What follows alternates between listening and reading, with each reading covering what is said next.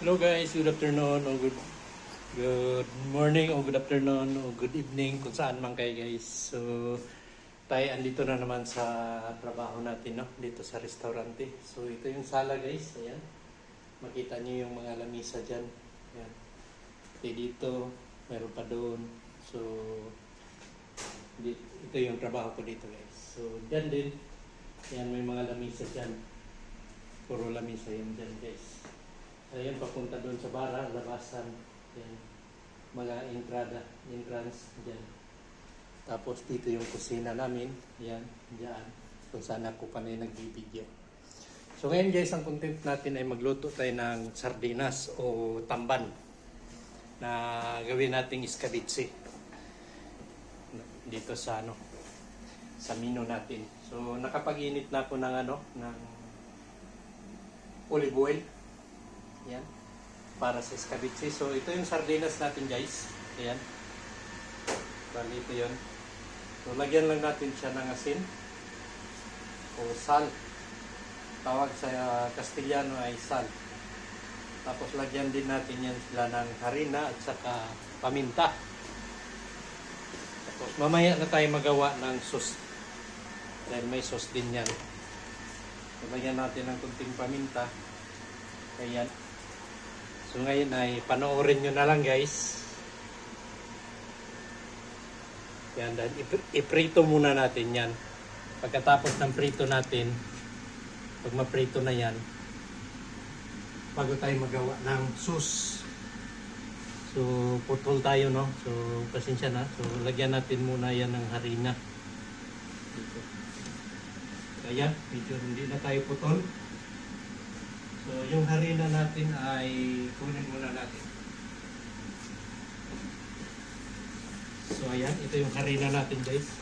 Lagyan natin yan ng harina tapos iprito natin dyan.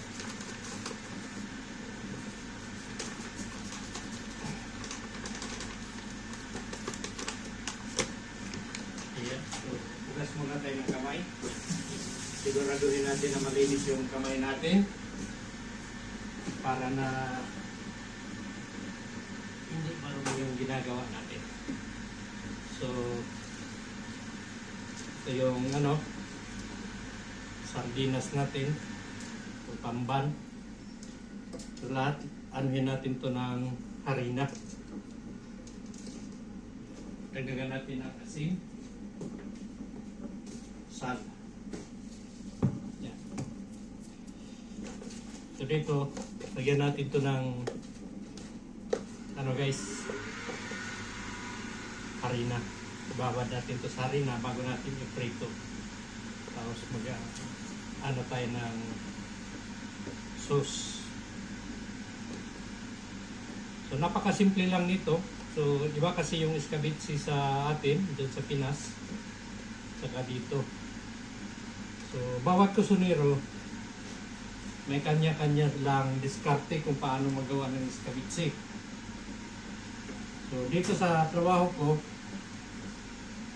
although na Pilipino yung nagluto, pero may sinunod din ako na proseso dito. Dahil yung may-ari nito ay hindi hati. Yung asawa niya ay Espanyola. Tapos yung lalaki naman ay taga Morocco o Maroki. So combine yung mga spicy nila nito. So mamaya magdagdag tayo ng spicy nito pag maluto na natin yung sauce nito. So ito guys, hanggang lang to, linggo. So bukas Biyernes hindi pa to pwede kainin. Kailangan mababad muna to sa yung sauce niya para na magsunog yung lasa niya sa loob ng laman ng isda.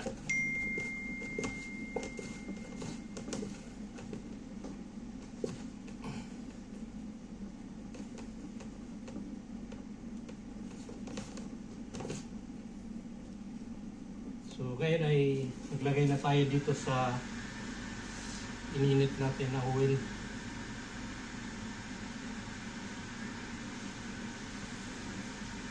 Yan, so olive oil natin. So, teka lang guys.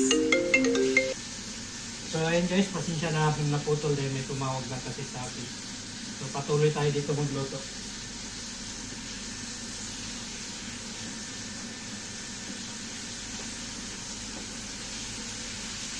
So, pagkaluto nito guys ay hindi yung crispy na crispy ha. Madali lang yan lutuin, mga ganon. So, dito, patuloy tayo maglagay ng harina. Lagyan natin ng harina to.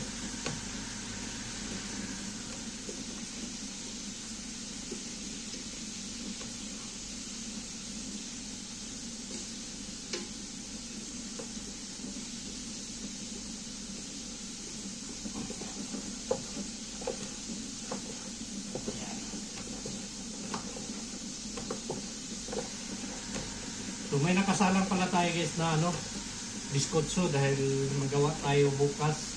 Magawa ako ng mousse bukas ng gabi. So baka may pakita ko rin sa inyo kung magawa ko ng mousse.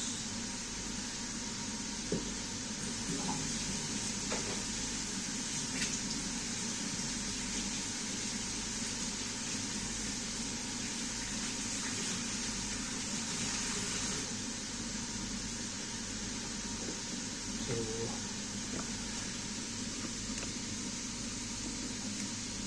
bago na tayo ng malagyan natin. So, dito natin muna ilagay guys.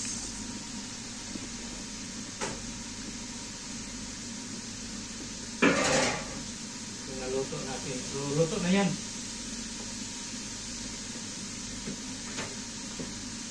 Dito na natin ilagay.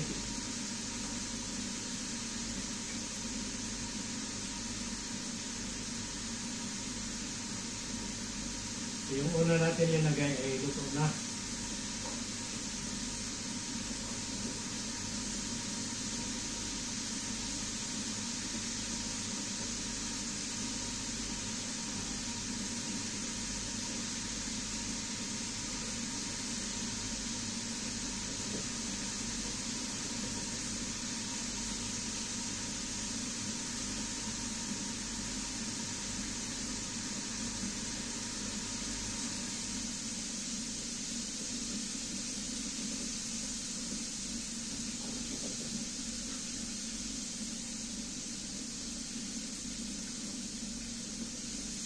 So ayun guys, nakita nyo naman na saglit lang ito iluto.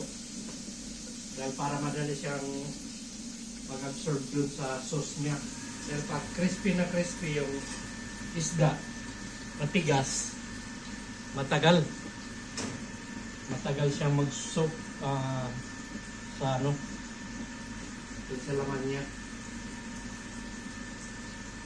Kailangan kasi nakababad to sa sauce niya.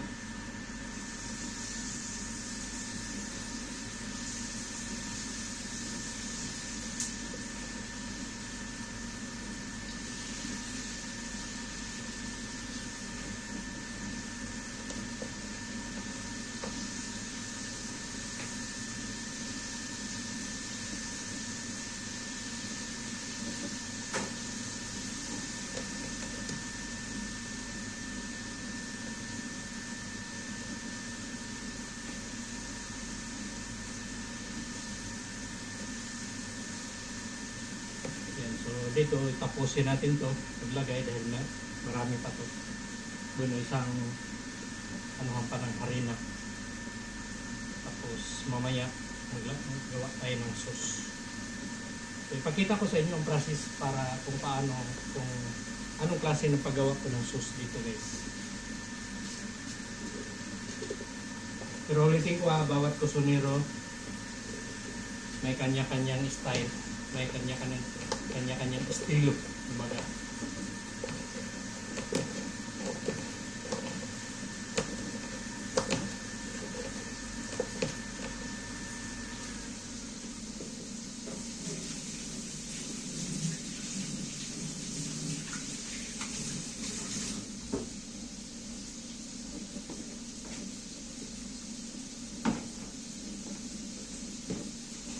Ayun, tapos na natin, nalagyan na natin lahat. So ito ilagay natin dito sa hugasan ng plato para na mahugasan natin. Tayo lang din ang maghugas niya. Dahil tayo lang mag-isa. Ayan. So ayun na nga guys, no? Sinabi ko na sa inyo na may ginawa tayong biskutso.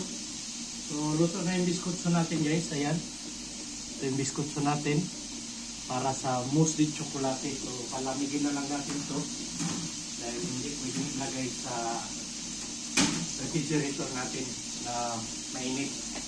So dito patuloy tayo dito na nagluluto dito sa sardinas o tamban. So tinis ko lang mainit dahil maingay kasi yung yung exhaust fan natin. Halos hindi marinig yung boses natin pag may exhaust fan. So, maraming nagsabi na hindi raw marinig yung boses ko dahil nga sa exhaust fan. Kaya pag maraming tao dyan sa sala, hindi rin tayo pwedeng mataas yung boses natin.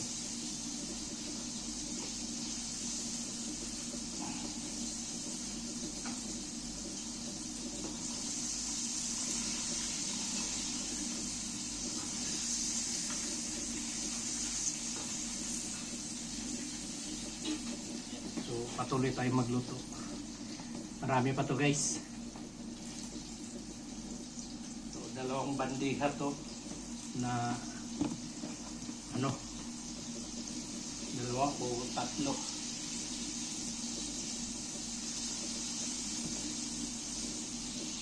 Pero madali lang daw maubos guys.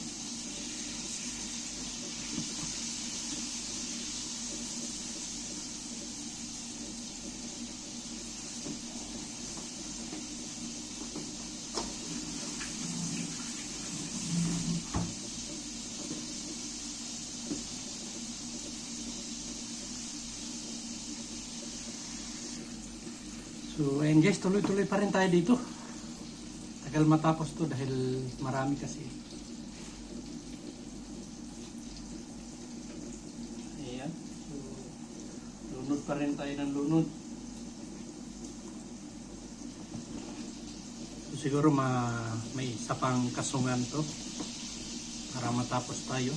So yung guys, yung naluto na ay nailagay ko na sa bandiga. So may natira kasi ako na mga sauce. So linagay ko na sila para na makasunog ng sauce kagad. Dahil pag tingnan natin ito bukas kung pwede na, so magamit natin.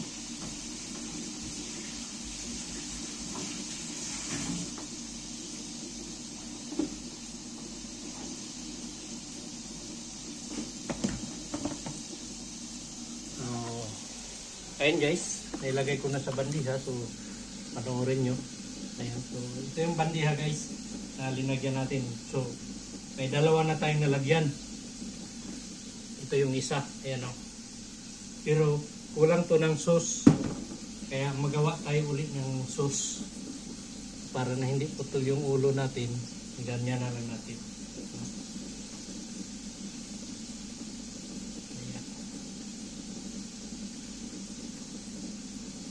So umpisa na ang init dito guys sa Barcelona. So asahan na natin dito sa kusina ay talagang laglag pawis talaga to dahil sobrang init. Kahit na may suspan tayo, pa rin tagos ng init.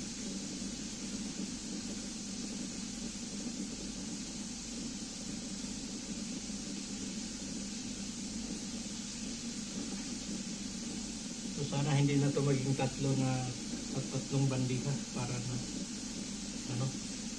hindi ganun marami lang. Pero wala tayong mapaglagyan.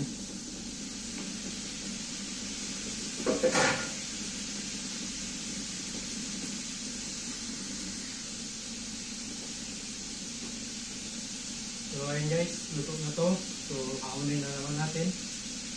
So ang final, 3 badlihan talaga. Hindi kaya ng 2 lang. Bagay, ano kasi, 9 kilos kasi itong linuto natin ngayon.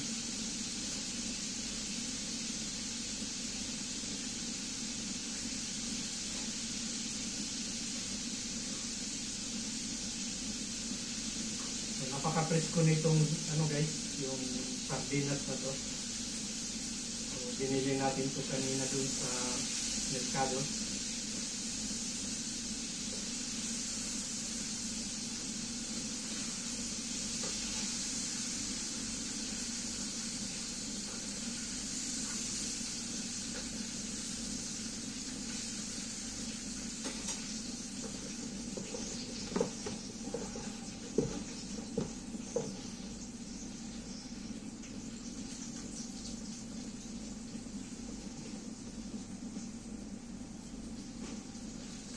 Itikik nito guys para na hindi masira. Damihan natin na ano, vinagre, suka. So pag maraming suka, tatagal yan.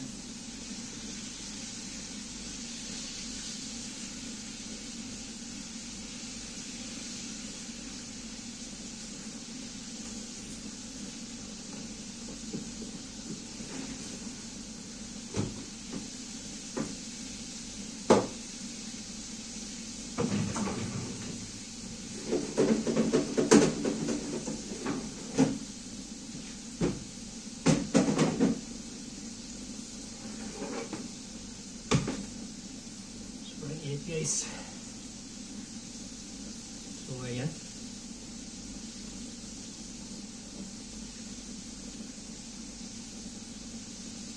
masarap kasi ito pag yung babad na babad siya sa suka, sa sauce niya.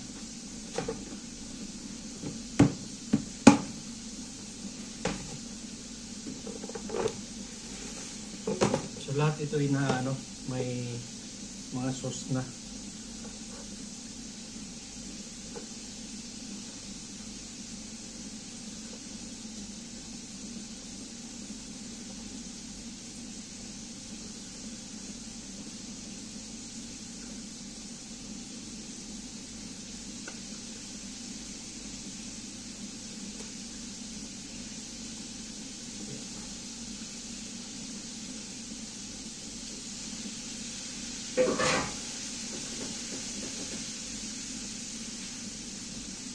Pagkatapos nito tayo maglinis, mag-pregar muna ako o mag-mop para malinis yung kusina natin.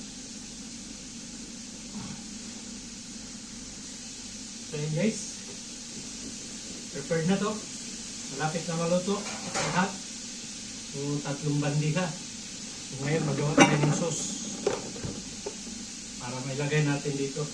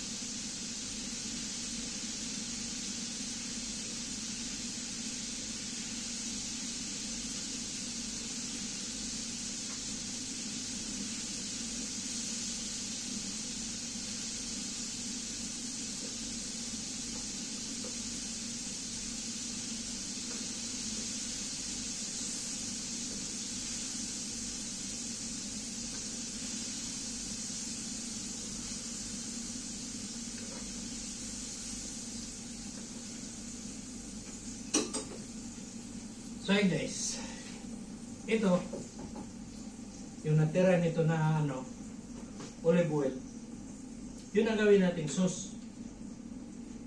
So may ano na tayo dito, isang ahos, ito aho, isang sibuyas, isang puweros. Yan. So ang gawin natin ito, lunod natin dyan, hintayin natin na pumula.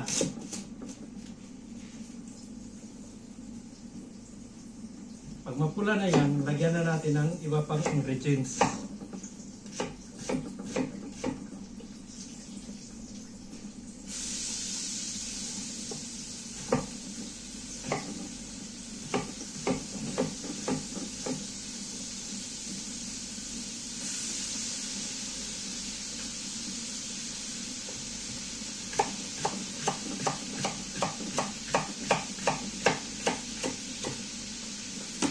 So, antayin muna natin saglit na pumula.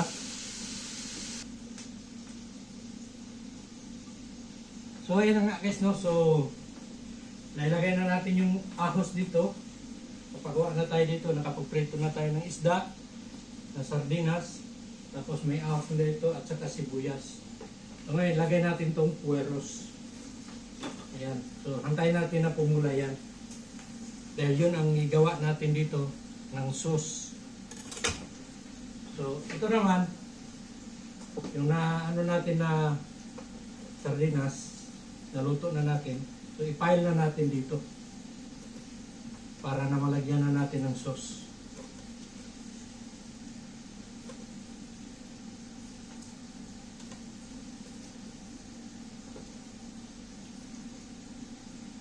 So, ito, hanggang linggo lang to. Ubus na to. So, pag linggo, tamang-tama, Lunes, day off natin, Martes, makapag-order na naman tayo para Martes.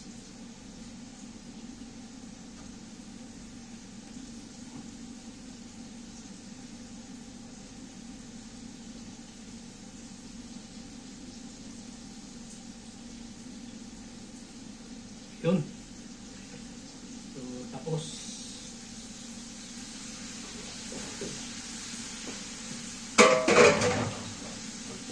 yan, malapit ng pumula to guys.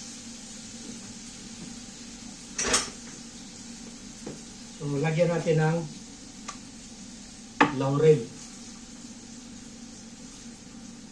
Yan, dahon ng laurel. Huwag lang sili. Dahil mahal yung sili. Tapos,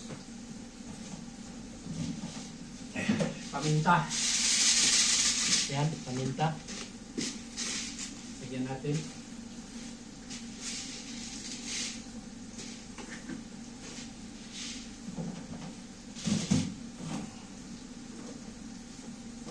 So ito guys, piminton. Ayan.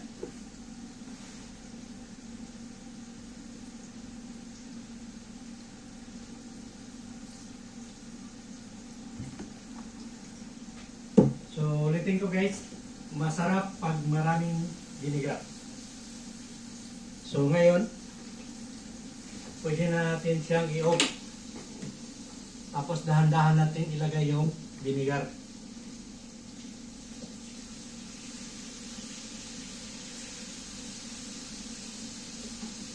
So, vinegar to ng ano guys, uga.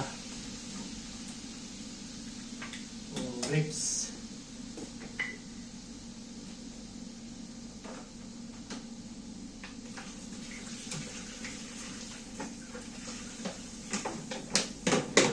Marami talagang linalagay dyan. Kaya, matagal siyang masira. Yung ano natin, yung escabeche natin. Yan. So ngayon, lagyan natin ng pimenton dulce. 3 kutsara yan. Yan. Bago natin haluin.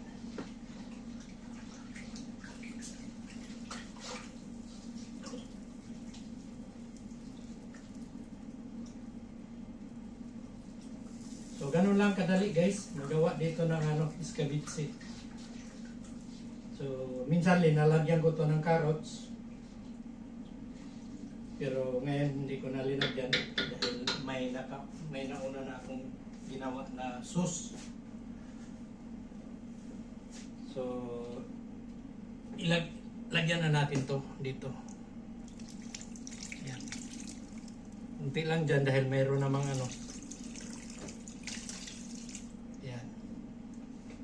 dito natin, babad natin to lahat dito.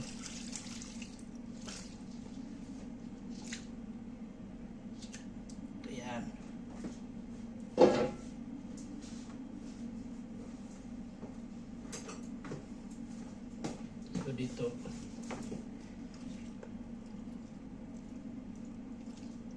Ayan. So bango guys. Vinegar. Ayan.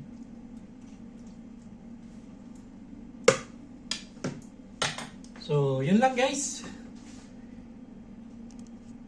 Yun lang ang ma-share ko sa inyo na video. So, ginawa natin ay sardinas escabeche tipo ng Espanya.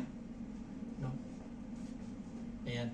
So, nakita nyo naman. Ayan, no? Kita nyo. Yan yung escabeche na sardinas. Ayan. So, yun lang guys. Maraming salamat sa inyo. Sana huwag kayong magsawang manood sa akin sa lahat ng mga video ko. Tsaka sa hindi pa nakapag-follow dyan, please follow na rin para na madagdagan din yung followers natin. Tsaka dito naman sa YouTube natin ay paki-subscribe na rin para na madagdagan din yung subscriber natin. Tsaka para na dadami din. At tsaka paki-like and share guys sa mga video natin. So, yun lang. Maraming salamat. Bye-bye.